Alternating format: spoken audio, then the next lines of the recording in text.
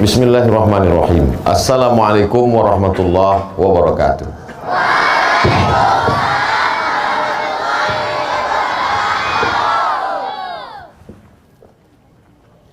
Kullu amrin dzibalin, semua amal yang baik walam yubda bihamdillah, kalau tidak dimulai dengan pujian kepada Allah, fahuwa aqta, maka amal itu putus, tidak bisa dibawa mati sebagai bekal menghadap Allah.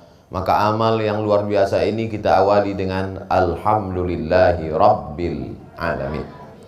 Setiap majelis kalau tidak disebut nama dia, maka majelis itu berubah menjadi antanajifah, majelis bangkai, busuk, berbau. Kita tak ingin majelis yang indah ini menjadi majelis bangkai, maka kita sebut nama dia.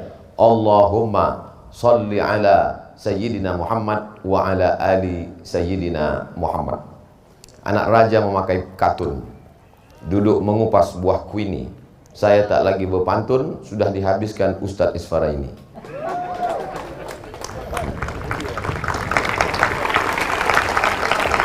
Yang sama-sama kita hormati pimpinan Pondok Pesantren Ulul Ilmi Cendekia, kemudian pimpinan yayasan Bapak Datuk Dr. Hardihud, para wali santri, para guru. Tak dapat saya sebut satu persatu, yang besar tak dihimbau gelar, yang kecil tak disebut nama. Insya Allah kita semua dimuliakan Allah Subhanahu wa Ta'ala. Amin ya Rabbal Alamin. Begitu sampai, biasanya tradisi orang Melayu kalau sampai dikasih tepak sirih, memakan daun sirih beserta pinang, beserta gambir. Apa filosofinya? Supaya tamu itu tahu mana yang palit, mana yang pahit, mana yang kelat, mana yang pedar, mana yang pedas, dan semuanya ditelan. Habis semuanya. Sepenuh dengan filosofi. Tapi datang ke pesantren Ulul Ilmi Cendekia, saya tidak diberikan tepak sirih, tapi langsung disuruh menanam pokok kayu. Apa sebetulnya? Apa makna di balik ini? Apa yang sebenarnya diinginkan oleh pesantren Islamic Boarding School kepada Abdul Somad? Saya coba berpikir, makanya tadi saya duduk lama tuh merenung, apa makna di balik pokok kayu ini? Ternyata ada beberapa hal yang bisa saya ambil pelajaran. Saya simpulkan 5 poin. Kenapa Ustadz batasi 5 poin? Ya terserah saya yang ceramah. Biar mudah, jadi kita 5, jadi 5 poin.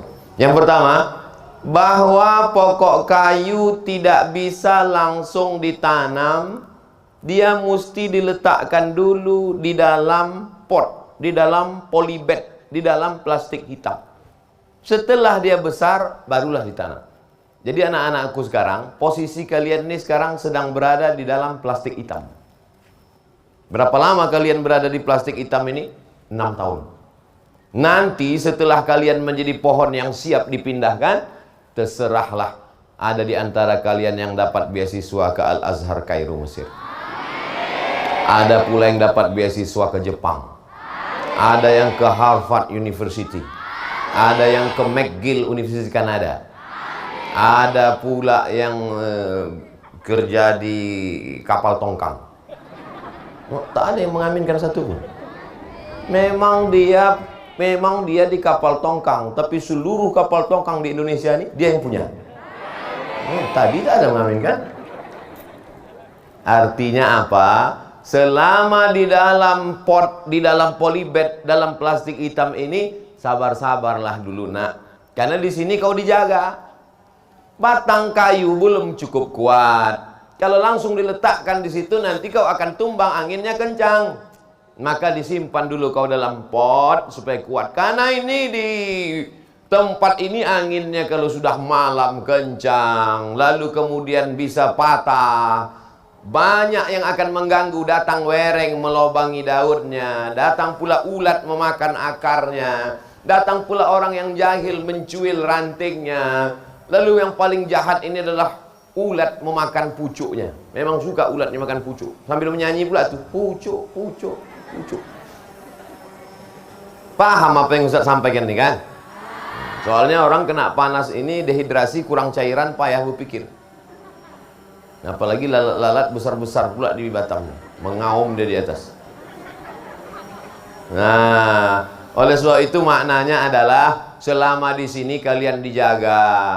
Laki-laki dengan perempuan jauh. Ada tembok Berlin di antara kalian.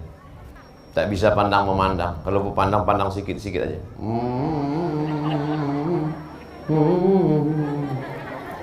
Kalian terjaga, tak ada pacaran, menutup aurat, roknya panjang, bajunya panjang. Lalu kemudian yang laki-laki juga begitu, tak ada game online, tak ada PlayStation, tak ada warnet, tak sibuk dengan kalian hanya belajar saja di sini, belajar nahu, belajar soraf, belajar mantik, belajar bayan, belajar ma'ani, belajar mahfuzat. Tapi tetap di kepala kalian itu ada fisika, biologi, kimia, matematika, bahasa Arab, bahasa Inggris. Nanti kelak sampai masanya kalian menjadi pokok kayu yang siap dipindahkan, barulah kalian keluar dari pot ini. Kenapa Ustaz tak ceramah, duduk aja di kursi, kan enak, nyaman. Biar supaya ada alasan saya cepat berhenti kepanasan. Itu poin yang pertama dari makna menanam pokok kayu tadi.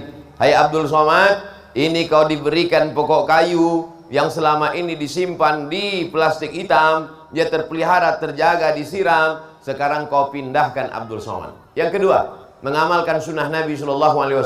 Idza waqa'at ala ahadikumul qiyamah, kalau kamu sudah mau mati, wa fi yadihi fasilah, di tanganmu ada bibit korma, falyughrisha, tanamkan. Nabi menyuruh, kau sudah mau mati, di ruang ICU, judul lagunya Setengah Napasku Pergi. Sudah mau mati udah, tapi di tanganmu ada bibit korma, tanam apa tak tanam? Falyughrisha, tanamkan. Untuk apa menanam pokok korma? Kita udah mau mati. 5 tahun, 10 tahun lagi baru berbuah. Bukan sempat bernaung di bawah daunnya yang rimbun. Bukan sempat mencicipi manisnya untuk buka puasa. Allah malakasumtu abika amantu. Untuk apa ditanam? Bukan kita yang memakan buahnya. Bukan kita yang bernaung di bawah daunnya yang rimbun. Tapi kalau ada orang lain yang bernaung, maka pahalanya tetap sampai ke kita. Disuruh Abdul Somad menanam. Pokok jambu ini nanti akan besar, berbatang, bertunas, bercabang, berputik, berbunga dan berbuah. Datang orang memakan buahnya, pahalanya sampai ke makam Abdul Somad di Pekanbaru. Tapi cuma 5% aja. Yang 95% bagi-bagilah, ada ketua yayasan, ada guru-guru, ada direktur pondok pesantren Islamic Boarding School. Maka ini semua berbagi-bagi pahala. Nanti 5-10 tahun lagi datanglah wali-wali santri, datang menjenguk anak-anak mereka, penuh, duduk ada di antara mereka situ, bernaung dia di bawah pokok jambu yang rimbun, yang rindang ini, mengalir juga pahalanya. Datang tawon, memakan bunganya, diambilnya manisannya, mengalir pahalanya. Mamin muslimin yazra'u zar'an, kalau ada seseorang yang menanam tanaman pokok kayu, semua kemudian dimakan oleh tairun, burung, dimakan oleh bahimatun, hewan, dimakan oleh insanun, manusia, maka mengalir pahalanya dan itu terhitung sebagai sedekah. Itulah betuahnya Abdul Somad yang punya pokok kayu, ulul ilmi cendekia. Yang menyediakan pokok kayu, ulul ilmi cendekia. Yang punya tanah, ulul ilmi cendekia. Abdul Somad tinggal menanam aja, tapi pahalanya dapat juga Abdul Somad. Oleh sebab itu maka jangan pernah berhenti berbuat baik. La tahqiranna minal ma'rufi syai'a. Jangan pernah kau sepelekan perbuatan baik walaupun kecil, hanya menanam pokok kayu. Sekarang besar baliho tertulis one man one tree, satu orang menanam pokok kayu, dinas kehutanan. Itu bukan dinas kehutanan, itu sunnah Nabi, disuruh kita menanam pokok kayu. Setiap bicara tentang apapun dalam Quran selalu pokok kayu yang dijadikan sebagai contoh. Bicara tentang iman, akarnya menghunjam ke tanah, wa faruha fis sama, cabangnya sampai ke langit. Bicara tentang iman diumpamakan seperti pokok kayu, terhunjam akarnya ke tanah, akar tunggal, pucuknya akan sampai ke langit. Al-imanu bid'un wa sab'una syu'bah. Iman itu 73 sampai 79 cabang. Pokok kayu, a'laha, cabang yang paling tinggi dari iman, la ilaha illallah. Wa adnaha, cabang yang paling rendah, imatatul adza anit thariq, membuang sampah, membuang duri, membuang sesuatu yang mengganggu di jalan. Iman 73 sampai 79 cabang. Iman tak nampak, tapi dinampakkan dalam bentuk perumpamaan pokok kayu. Bicara tentang sedekah. Masalul ladzina yunfiquna amwalahum fi sabilillahi kamasali habbah ambatat sab'a sanabil wa fi kulli sumbulatin mi'atu habbah wallahu yudha'ifu liman yasha wallahu wasi'un alim. Orang yang bersedekah, cerita tentang sedekah pun pokok kayu juga. Kamasali habbah, macam satu biji. Ambatat sab'a sanabil, satu biji ditanam, tumbuh 7 cabang. Wa fi kulli sumbulatin mi'atu habbah, dalam setiap cabang ada 100 biji. Satu biji tumbuh 7 bulir, 7 cabang. Satu cabang dapat 100. Satu jadi 7, jadi 700. Wallahu yudha'ifu liman yasha. Allah lipat gandakan lebih banyak daripada itu. Wallahu wasi'un alim. Karunia Allah lebih luas dan Allah lebih tahu. Bicara tentang apapun selalu dikaitkan dengan pokok kayu. Alhamdulillah, ketika mau turun di airport Hang Nadim, kalau kita naik pesawat, pandang ke bawah, hijau semua pokok kayu. Dulu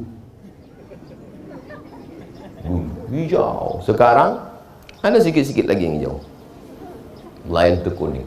Maka kita sedang diajarkan untuk hijau. Makanya tadi nama programnya Hijabers. Hijau, bersih, berbunga. Hijau. Mata kita ini memang mesti dijaga. Makanya kalau mau mata ini awet, sering-sering menengok yang hijau-hijau. Menengok pokok-pokok hijau. Bukan menengok perempuan berjilbab hijau. Menengok yang hijau-hijau. Nah, itu pelajaran yang kedua. Pelajaran yang ketiga. Setelah ditanam, cukupkah dia setelah ditanam? Tidak, mesti disiram. Setelah saya tanam tadi, saya pun tampungkan tangan. Maksud saya, siramlah tangan saya kena tanah nih. Tak ada yang menyiram, disangka mereka saya baca doa. Setelah ditanam tuh disiram, Pak Cik. Anak-anak kita ini, setelah dia menjadi tanaman, dia mesti disiram. Disiram dengan apa? Ulul ilmi, disiram dengan ilmu. Kalau tak disiram, maka dia akan mimda tema taya bawati is dead. Oleh sebab itu maka disiramlah dia dengan ilmu. Ini sekarang anak-anakku di nama pesantren ini tetap ilmu. Sekarang namanya ilmu SMP. Setelah itu ilmu SMA. SMP SMA apa ya? SMP, habis itu ilmu SMA, habis itu ilmu S1, habis itu ilmu S2, habis itu ilmu S3, habis itu ilmu postdoktoral, habis itu ilmu profesor, habis itu ilmu. Sampai kapan ilmu nih Pak Ustadz? Sampai ilmu talqin waktu sakratul maut tetap ada, disiram juga. Laqinu mautakum, talqinkan orang yang mau mati di antara kamu dengan ucapan La ilaha. Makanya dalam Islam diajarkan utlubil ilma minal mahdi ilal lahdi. Mahdi waktu lahir. Waktu lahir kalian ada diajarkan ilmu? Ilmu apa? Waktu lahir ada diajarkan ilmu? Ilmu apa? La ilaha illallah Muhammadur Rasulullah. Waktu lahir ilmu pertama yang diajarkan ayah kalian adalah Asyhadu an la ilaha illallah. Betul? Ada yang ingat? Macam ingat aja. Ustaz aja tak ingat. Ilmu pertama yang diajarkan ayah kalian adalah Asyhadu an la ilaha illallah. Yang dulu tak diazankan, angkat tangan. Biar Ustaz bariskan nanti, Ustaz azankan. Waktu lahir kalian di Buayan diajarkan la ilaha illallah ke telinga sebelah kanan. Tak ada satu pun ayah kalian nih yang waktu kalian lahir, nanti kau kusekolahkan ke Jepang. Tak ada. Ilmu pertama disiramkannya ke kepala kalian adalah ilmu. Lalu kemudian ilmu terakhir, dua gendangnya. Kalau dia mati duluan, kita membisikkan ke telinga dia. Kalau anak mati duluan, ayah itu 2 kali. Hai anakku, dulu waktu kau lahir ku bisikkan ke telingamu azan, dan saatnya kau mau mati nak, aku juga yang membisikkan ke telingamu sebelah kanan, talqin namanya, la ilaha illallah. Meleleh air mata ayah 2 kali. Pertama saat anak lahir, kedua saat anak ditalqinkan mau sakratul maut. Makanya kalau ada orang nampak sakit keras, bisikkan ke telinganya, la ilaha illallah. Tapi sakit keras, demam-demam puyuh jangan. Ini baru bersin 2 kali, datang ibu tuh, la ilaha, belum lagi gitu. Oh cepat aja aku kau mati gitu. Mesti disiram. Orang kalau tidak disiram dengan ilmu ini, masya Allah, na'udzubillah, tak ada gunanya cerdas. Cendikia itu artinya cerdas. Ada gunanya cerdas kalau tak ada ilmu? S1, S2 di Inggris. Kira-kira kalau ada orang S2 di Inggris berilmu atau tak berilmu? Berilmu. Tapi belum tentu cerdas. Cerdas belum tentu berilmu. Maka Islam mengajarkan kita seimbang antara kecerdasan spiritual dengan kecerdasan intelektual. Kecerdasan usaha mesti seimbang. Orang yang hanya berusaha saja, tak mau berdoa, sombong. Berdoa saja, tak mau berusaha, pesong. Apa pesong itu Pak Ustaz? Mereng amper. Diluruskan sedikit. Dikasih dia ilmu, tak juga lurus, antukkan ke tiang. Saudara yang dimuliakan Allah, anak-anakku sekalian, maka jangan kalian merasa kalian sedang dibuang orang tua. Justru orang tua kalian sayang, disiramnya kalian dengan ilmu. Siram terus supaya tanam-tanaman tadi hijau. Ini kadang ada anak-anak ini berpikir lain, dimasukkan dia pesantren, suuzon, sangkanya pula orang tua menung di bawah pokok sawit sore-sore. Jangan-jangan aku ni anak yatim, menganga mulut sore-sore jam 6 mau azan. Jangan, kan jin masuk, lalat pun masuk dalam. Apalagi kalau sawit yang tinggi itu, berondol masuk dalam. Orang tua kalian bukan main sayang sama kalian. Kalau kalian tak tahu, nanti coba pas hari libur pergi ke lampu merah. Lampu merah di Batam. Tengok macam mana anak-anak jual koran, macam mana anak-anak semir sepatu. Mereka itu bukan mau cari kaya, mereka itu bukan untuk uang sekolah, untuk makan. Kalian tenang, kenyang, hidup adem, ayam, nyaman. Oleh sebab itu maka sayangi orang tua. Orang tua ini tak pernah minta apa-apa. Ada di antara wali murid orang tua ini yang berkata ke kalian, ku sekolahkan kau di ulul ilmi, maka nanti kau mesti balas ini semua. Hitung uang sekolah, uang baju, uang koper, uang tas, sampai nanti kau S2, S3. Ada? Mana ada?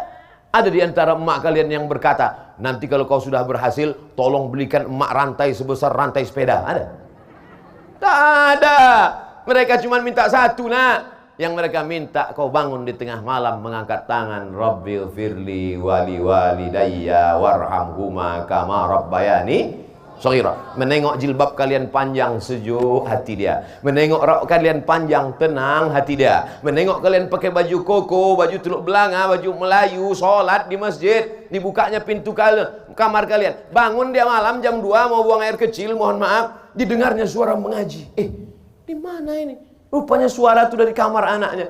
Bismillahirrahmanirrahim. Ar-Rahman 'allamal Qur'an, khalaqal insan, 'allamahul bayan. Oh, anakku ya Allah, sejuknya hati. Bukan cuma berbunga-bunga hatinya, bersalju-salju hatinya. Begitu dibukanya pintu kamar, tengok, rupanya TV belum mati. Oleh sebab itu maka senangkan hati orang tua. Kalau belum sanggup membahagiakan orang tua, jangan susahkan orang tua. Siap? Takbir. Itu untuk memastikan bahwa kalian masih hidup. Yang keempat, setelah dia disiram, maka insya Allah dia pun akan berbuah. Buah daripada ilmu itu apa? Al-ilmu bila amalin kasyajari bila. Hafal semua. Itu enaknya kita ceramah di pesantren. Al-ilmu bila amalin, langsung disambung. Kasyajari bila samarin. Coba kalau ceramah di panti jompo. Al-ilmu bila amalin. Kata jemaah, terserah kalau Ustaz. Apa ujung-ujungnya mana kami tahu. Bukan urusan kami itu, kata dia. Tapi Masya Allah, tidak ada gunanya ilmu kalian banyak, nak, kalau tidak beramal. Makanya beramal, sholat berjamaah, nanti pulang ke rumah sholat subuh. Banyak juga anak pesantren ini kalau udah pulang ke rumah macam kuda lepas kandang. Sampai jam 6.30 mak membangunkan, bangun nak, sembahyang nak. Kenapa kau bangun siang nak? Aku mau membalaskan sakit hati di pesantren bangun subuh. Wah ilah. Ada pula sebagian anak-anak nih bangun jam 7.30. Datanglah maknya bertanya ke ustadz di pengajian di musola. Pak ustadz, ya ada yang mau saya tanya Pak ustadz. Apa namanya bu? Mazhab apa yang sholat duha pakai kunut tuh Pak ustadz? Saya tahu saya tak ada katanya ustadz nih. Kenapa ibu bertanya tentang ini? Anak saya begitu pulang dari ulul ilmi cendikia tuh, saya tengok sholat duhanya berkunut. Itu bukan duha bu, sembahyang subuh kesiangan. Beramal kalian anakku. Di sini kalian baca Quran, di rumah pun nanti juga baca Quran. Di sini kalian jilbab panjang, di rumah pun juga nanti pakai jilbab panjang. Banyak yang di pesantren pakai jilbab panjang. Begitu belum sampai ke rumah, baru keluar pagar pesantren melayang jilbab. Pergi ke mall. Sampai guru pun macam-macam pernah jumpa anak ini mana ya? Di manalah aku nampak anak ini? Baru dia ingat, oh mahasiswi saya rupanya. Saya dulu pengalaman pribadi gitu. Jumpa saya di mall. Senyum dia. Saya tengok, Pak katanya, loh kok kenal dia? Macam pernah nampak kawan SD rasanya tidak. Muda kali, dia tua kali kita. Rupanya mahasiswi. Keluar dia dari kelas itu, melayang jilbabnya. Na'udzubillah. Ustadz mau kalian istiqomah sampai akhir hayat insya Allah. Cantik kalian bukan pada lipstik yang tebal 2 inci. Cantik kalian bukan bulu mata yang terbuat dari ijuk. Berkedip-kedip. Cantik kalian adalah bekas tahajud di tengah malam. Cantik kalian adalah ketika jilbabnya panjang. Apa namanya? Inner beauty. Kecantikan dari dalam. Ganteng kalian bukan kalian pakai celana sempit sampai menjerit hampir pecah ke celana.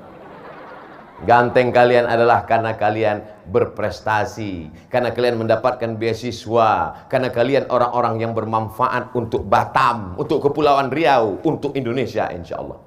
Betul? Oleh sebab itu maka beramallah. Amal bukan cuma baca Quran, amal bukan cuma sholat berjamaah, amal bukan cuma zikir. Amal adalah beraktivitas untuk segala kegiatan dunia yang memudahkan urusan orang lain. Makanya ada di antara kalian nanti yang jadi programmer komputer. Ada yang kuliah di Fakultas Sains Teknologi. Ada yang di Fakultas Pertanian dan Perikanan. Ini anak-anak kepulauan ini mesti sekolah di Fakultas Pertanian dan Perikanan. Kenapa? Karena kelilingnya banyak. Bisa untuk beternak ikan, untuk macam. Kau di mana sekarang? Alhamdulillah Pak Ustadz, sesuai dengan nasihat Ustadz dulu, saya di Fakultas Perikanan Pak Ustadz. Kerja kau sekarang apa? Saya buat karamba ikan Pak Ustadz.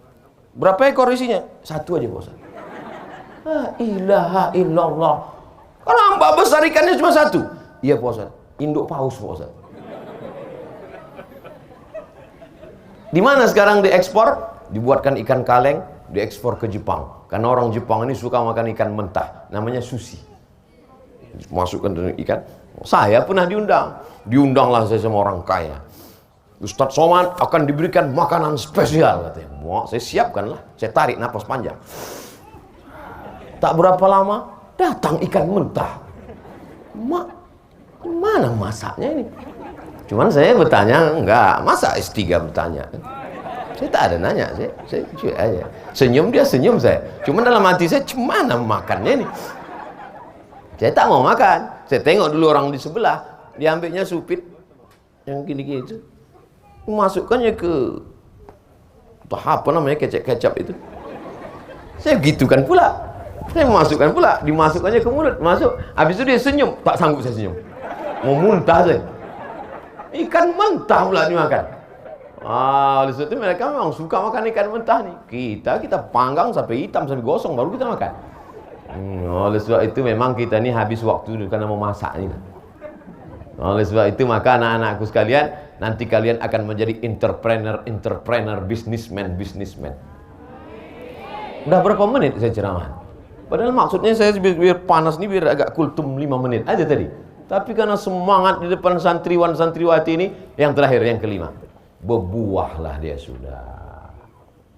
Berbuah nanti kan? Tak ada yang yakin lah. Insya Allah. Tapi Datuk Hardi, Bang Hardi tak adil dia. Saya dikasihnya jambu, pas giliran dia mangga. Aduh.